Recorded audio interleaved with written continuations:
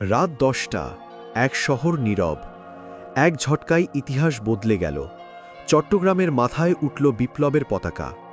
চট্টগ্রাম অস্ত্রাগার লুণ্ঠন ঘটে 18 এপ্রিল 1930 সূর্য সেনের নেতৃত্বে একটি সাহসী দল ব্রিটিশ পুলিশ ও সহায়ক বাহিনীর অস্ত্রাগার দখলের চেষ্টা চালায়।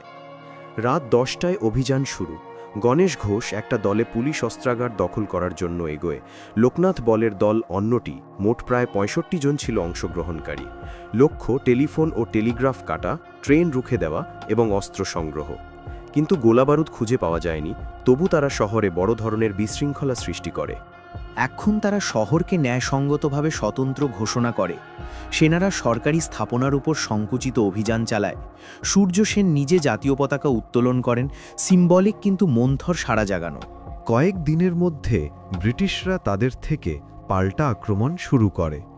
22 এপ্রিল জালালবাদ পাহাড়ে সংকটিত বড় গোলাগুলিতে প্রায় 12 বিপ্লবী এবং বেশ কিছু ব্রিটিশ সেনা নিহত হন।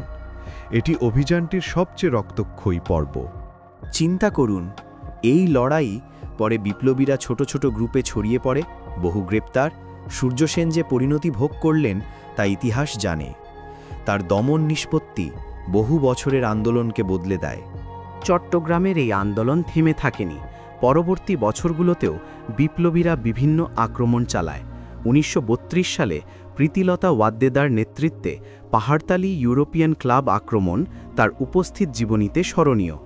চট্টগ্রাম লুণ্ঠন ছিল সশস্ত্র বিপ্লবের চমকপ্রদ অধ্যায়, যে সাহস ও আত্মত্যাগ স্বাধীনতা আন্দোলনকে বিহঙ্গ দিয়েছিল। আজও তা দেশের বহু মানুষের মনে বলপূর্বক জাগ্রত। এক রাতের পরিকল্পনা, কিন্তু ইতিহাস বলা হলো চিরস্থায়ী।